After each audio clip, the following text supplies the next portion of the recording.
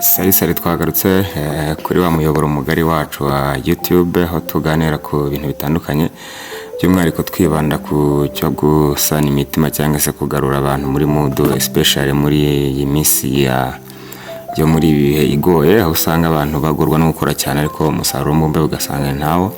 Uyu munsi rero tugiye kurebera hamwe ibyo abanyabwenge benshi mu mateka bagiye batangaza cyangwa se amagambo bagiye bavuga agaragaza uko umuntu yakwitwara mu bihe bikomeye nko mu kubura akazi, hari nk'igihe bakwirukana ku kazi cyangwa se ugasanga uri mu bishomeri bikaba ni ikibazo gikomeye cyane. Ibi bintu rero hari nk'ibintu wakwirinda byagiye bivugwaho n'abahanga batandukanye, turabireba turebere hamwe. Muri rusange harimo bitwa ba Confucius, harimo bitwa ba Benjamin Franklin, harimo ba Socrates, harimo ba Aristotle na Albert Einstein.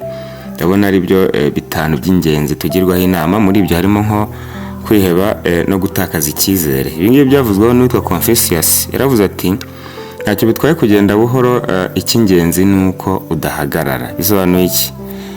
Niyo waba uri muri conditions zigoye, kwiheba cyangwa se kwitakariza icyizere si ibintu byiza. Ahangaha kugira inama yo gukomeza ukagerageza ugatwaza ubuzima nyine, ugakora icyo twafata nko gusunikiriza cyangwa se kugumya ugahatiriza kugira ngo urebe ko wagera ku ntego zawe.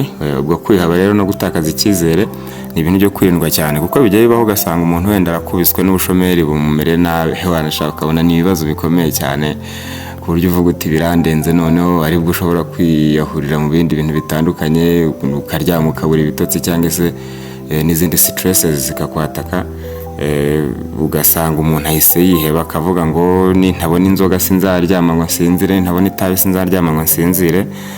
Kikaba ikibazo gikomeye cyane. Rero aka kantu ko kwiheba no gutakaza icyizere ni ingingo mbi cyane. Burya bajya bavuga ngo Imana na nyuma ya zero irakora ugihumeka. Ntabwo ugomba kurekera gukora, ugomba gukomeza ukihangana, ukagerageza ugakora, ukiyuha ukavuga uti sindi burekera ahangaha, sindi buhagarare, ndaza kurwana nabyo, ndahatana nabyo byanze bikunze kugeza ngeze ku cyo nshaka cyangwa se kugeza ngeze ku cyo niyemeje cyangwa se ngamije. Iyo niyo nama ya mbere. Uragirwa inama yo kutiheba cyangwa se ngo utakaze icyizere. Gumya uri karumu, gumya uri mu murongo ureba imbere, kuko kugera kure siko gupfa. No, ubushomeri buraryana, hari ukuntu rwose bugukubita n'ipantaro cyangwa se n'isabune kikaba ikibazo gikomeye cyane, ukabura n'igihumbi ku mufuka kandi warahoze wenda mu buryo bumwe cyangwa ubundi. Igihe wari umwana warashoboraga kubona ibiceri ababyeyi baguhaye cyangwa se n'abandi bantu bagufashije, ariko iyo bamaze gukura abantu barakureka, especially iyo uri muri unemployment. Hari igihe abantu bakora bakagira ngo impamvu utajya mu kazi nuko utabishaka, cyangwa se bakagira ngo nta bwenge ugira, cyangwa se bakagira ngo wenda n'ibindi bindi, ariko burya kiba ari ikibazo cy'igihe, kiba ari ikibazo cy'igihe kitari cyagera ngo gishyike cyangwa se bikunde. Kwiheba rero no gutakaza icyizere ni ikintu ugirwa inama cyo kwirinda cyangwa se kugerageza kubirwanyiriza kure. Yitwa Confucius niwe wabivuzeho. Hanyuma turakomeza ku ngingo ya kabiri. Ingingo ya kabiri ni yerekeranye n'ubunebwe. Burya especially muri young generation hari ukuntu umuntu arangije kwiga rwose utamubwira ngo kora utuzi dukunda kwita fucking jobs cyangwa se utuzi tugoye tudafite amazina afatika. Usanga abantu bashaka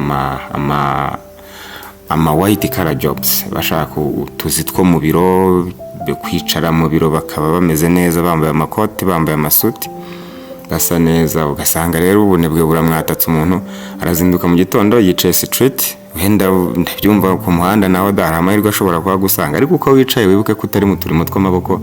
Ni ikibazo gikomeye cyane. Hano inama ugirwa n'uwitwa Franklin Benjamin, yabivuzeho aragira ati ubunebwe bugenda buhoro cyane ku buryo ubukene bubufata vuba. Ni ukuvuga ngo ubunebwe burikurura bukagenda gake gake ku buryo byanze bikunze ubukene bubushyikira, ukabushyikira ubwo bigahita biguhuriraho. Ubunebwe n'ubukene byose bikagufatira rimwe bikakuzingazinga. Uyu ni uwitwa Benjamin Franklin niwe wabivuzeho. Rero ibi byigisho byerekeranye no kureka ubunebwe no gukora cyane, ndumva nta muntu utabikugiramo inama keretse utagukunda. Burya n'ababyeyi cyangwa se n'abaturanyi n'abandi bantu muziranye barahangayika iyo babona uri umuntu uri aho udashaka kugira ikintu ukora, nta karimo k'amaboko ushobora gukora, ngo ntushaka kwiyanduza ngo urashaka gukomeza usa neza. Ugasanga ni ikibazo gikomeye cyane. Aha rero kuri iyi cano twigiyeho ko ubunebwe tugomba kuburwanya twivuye inyuma, ukagerageza niyo kaba ari akantu gato cyangwa kabi ukagakora uko biri kose. Uretse ko nta n'akantu kabi kabaho. None se ko abantu bose tuvuge nimba ari uguhinga, nta muntu n'umwe utarya ibintu byavuye mu butaka. Urumva se bizaribwa bite mu gihugu cyangwa se no ku isi utabihinze utabigizemo uruhare? Tuvuze ku byo korora, abantu bose benshi barya amatungo, bakarya ibikomoka ku matungo n'ibijya gusa nabyo n'ibindi byinshi bitandukanye. Ibi byose rero kugira ngo bikunde birasaba kubigiramo uruhare. Hano mvuze ku cy'ubunebwe by'umwihariko nk'urubyiruko nirwo nakwibandaho. Ushobora kugirwa inama yo kuvuga ngo utangire udushinga duto duciriritse, niyo byaba gucuruza avoka. Abantu bazaguseka ntibazabyumva, ariko ibyo ngibyo birafasha cyane kuko ndi umwe mu batangabuhamya bashobora kuvuga icyo kintu. Ndaza gutagingaho nimero ku buryo mbarira uko nabigenje kugira ngo byibura mbasha kugura isabune uyu munsi wabyumva. Ubwo rero ubunebwe ni ikintu umuntu asabwa kwirinda cyangwa se kurwanyiriza kure. Hari ikindi kintu cya gatatu, ariko mbere yuko dukomeza n'icya gatatu, ndashimira abakoze subscribe kuri YouTube channel, nkakangura n'abandi kugira ngo babikore rwose. Ntukibagirwe kubikora kuko biradufasha dusangira amakuru, duhanahana ibitekerezo, abadukebura badukebure ndetse n'abadushima badutere ingabo mu bitugu cyangwa se badutere imbaraga, nabyo biradufasha. Dukomeje n'ikintu cya gatatu, hari guta igihe mu bintu bidafite akamaro. Uyu Sokarate niwe washishikarizaga abantu gukoresha igihe mu gushaka ubumenyi no gutekereza ku buzima. Ibi rero umuntu uri mu bushomeri akwiriye kwirinda guta igihe mu bintu bitamwungura. Ni ukuvuga ngo iyo uzi kuri muri unemployment cyangwa se uri mu gihe cy'ubushomeri, wirinda cyane guta igihe mu bintu bitakungura. Ahangaha urubyiruko rukunda gushwarirwa mu bintu bitandukanye, reka mbivuge gutyo mwihangane nyine ukuri tugukoresha. Ugasanga umuntu arimo arirukankira urugero kujya muri bet, muri gambling. Ntago byakunda, amafaranga ntago wayahabona kuko umuntu wakoze ziriya mashini nawe bakeneye kuzabona ibiceri bye nyine aba yarazanye igitekerezo, aba ari umunyabitekerezo, aba umugreat thinker, abakeneye rero kugira ngo abone amafaranga. Iyo uri muti igihe muri izo bet, ubwo niho duhereye. Bet nta nubwo ari cyo kintu kitagira umumaro cyonyine, hari n'ibindi bintu byinshi bitagira umumaro. Burya bet nayo nubwo ndi criticizinga ntibivuze ko hatarabitunze. Urugero nk'abamanagers bazo zirabatunze, aba securities bakorayo, aba cleaners n'abaki bose, biriya byose bitunze abantu. Ariko ntago wajya ngo bishyigikire ubikangurira abantu kuko nyine bitunze wabikoramo bitewe nuko ba nyirabyo bagukuramo utwo dufaranga bita dukeya n'utwo twabashije kubona ukatujyanamo hariya, hanyuma bakadukoresha nyine biteza imbere cyangwa se bateza imbere imishinga yabo, uwo ugasanga urakomeza ubikeneramo. Gutigera mu bintu bidafite akamaro ni ikintu cyo kwirindwa cyane. Ahangaha ubwo nari mpereye kuri gambling cyangwa se mu kubetinga. Ukamvuga ku kindi kintu cya kabiri cyerekeranye no guhora ubarizwa mu birori, hahiye nihe hahiye, ni muze tugende barakujyanye. Uwe nimba wabonye n'udufaranga duke ukagira amahirwe wenda cyangwa se n'ababyeyi hari n'uburyo bashobora kukuremeramo, ugasanga umwanya wawe munini urimo urawumara muri bya bintu nyine hamwe hahiye, urimo wirukanka cyane, buri munsi ntuhumeka, ntugira gute, urimo uriruka mu bintu nyine nawe ubona ko at the end of the day nta kintu biguha. So ni ikintu cyo kwirindwa cyane. Ibi byerekeranye no kutagira ubunebwe cyangwa se guhagarika ibintu byo kwirirwa wirukanka mu bintu bitari necessary mu buzima, ku buryo ubona ko general production cyangwa se general yield byatanze ibyo bintu wiriwemo nta kintu byakungu. Nimba ubona n'ikigare nakivugaho, nimba ubona uri kumwe n'abantu baba bajama cyangwa se n'ababebi, ukajya ubona abo bantu nta nama bagwa, nta kantu bakungura, ntacyo bagufasha mu byerekeranye na development personnel, ni ibintu byo kwirinda cyane. Fungira kure kuko nubagumamo ni bya bindi mu Kinyarwanda bavuga ngo ukugumya ahitoye cyane hatibaba. Abo bantu badashaka gukora, bicaye badashaka kugira ikintu bamara cyese, baba ibyo bimarira n'ibyo bamarira abandi, nukomeza kubishinga barakoshya. Ndavuga ku cyerekeranye no gukora ibindi bintu bidafite umumaro, no gukonsuminga alcohol cyangwa se na drugs in general. Ugasanga umuntu nyine hisa yobera mu kuvuga ngo nimbona n'akantu na tuno tuyoga twitwa kadunda ubwonko basi ndakamwa ngo nze kubona uburyo ndyama, wanze gukora. Kandi buryo ushobora gufata udufaranga ducyuka dukoresha kandi ibintu bikagenda. Even if warangura avoka twahoze tubivugaho kare, bishobora kuguhesha isabune bikaguhesha ibiki, kuko n'ubundi ubukungu cyangwa se amafaranga aba menshi bitewe nayo yagereranya nayo. So ni ikibazo rero cyo kwitabwaho cyane cyerekeranye no gukora cyangwa se gukora autofocus cyangwa se kwita ku mirimo ibyara inyungu kurusha ibindi bintu ibyo ari byo byose. Ngewe nimba ubona utanisuganya n'iby'urukundo buretse kubyinjiramo, kiretse nimba uzi ko uwo mupate nawe ndazagufasha kubona igishoro.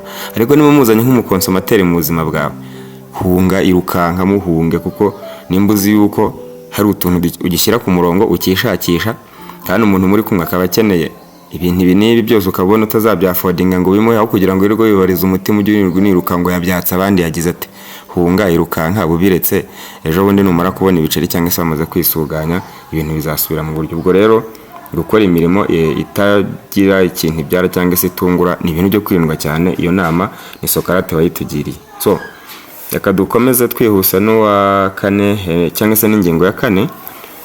Ikintu cya kane kivuga kubaho nta ntego. Ubundi ari ukuntu umuntu aba, ibi bintu ndabizi aba motivation speakers abenshi bakunda kubivuga ngo ikintu n'intego hari igihe uzigira wenda zigaferinga, ariko byange byibura wagerageje wigeze kuzigira, kuko kubaho nk'udafite aho wagera nta cyerekezo ugira, wagira ngo nta gutekereza, utazi ibyo ushaka, utazi ibintu ugamije. So ni ikintu kibi cyane cyo kwirindwa mu buzima, ku buryo usanga uramutse ubyijanditsemo cyane kuzajya ukomeza kubaho nta ntego cyangwa se ntacyo ugamije, ntacyo utekereza, ntacyo wimirije imbere.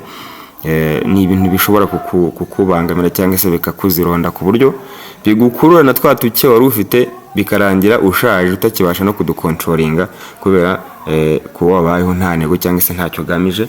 Ibiro byavuzweho n'uwitwa Aristote, yigishaga ko umuntu agomba kubaho afite intego, icyerekezo cyangwa se n'icyerekezo mu buzima bwiwe.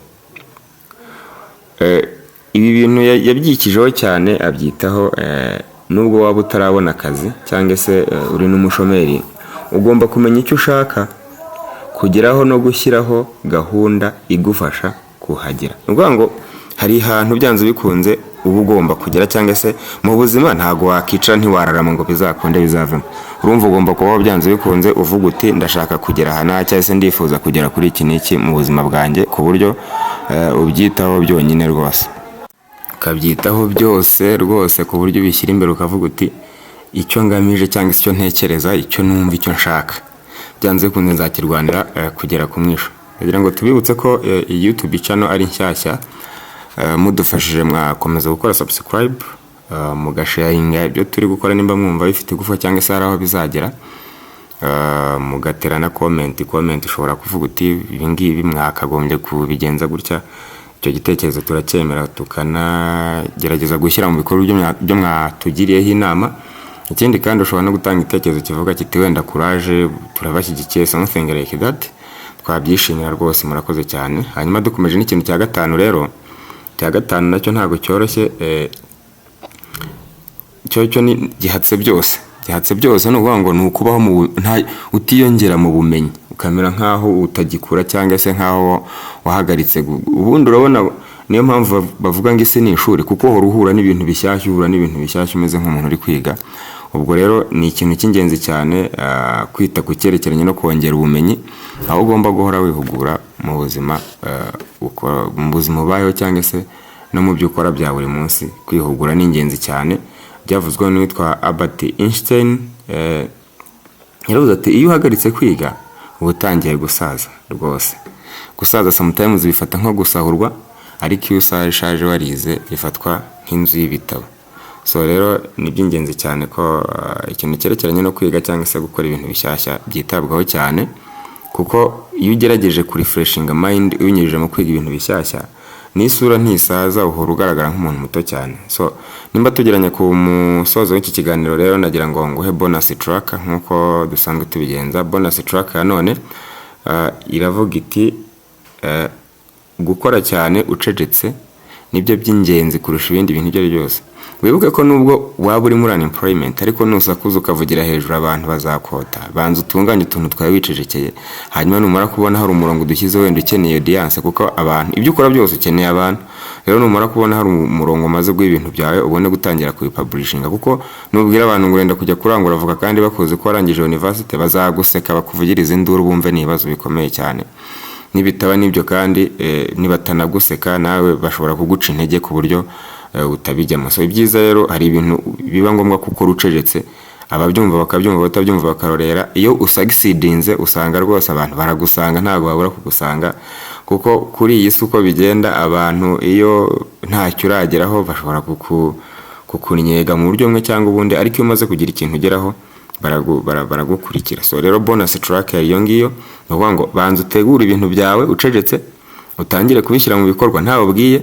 Nubona ukeneye societe cyangwa se audience uba ari gutangira kubakurira muri ya mishinga, kuko nibabwira mbere sometimes bazaguca intege cyangwa se banaku disturbing nyine ntubijyemo, kuko turi abantu So nabashimiye ko tugiranye ku musozo w'ikiganiro rero, mukomeze mukore subscribe, share, like ndetse na comment.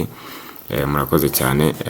Ibiganiro nk'ibi ngibi bizajya bikomeza biza cyangwa se twongera tubigarura nakagaruka. Mugira amahoro, ciao ciao.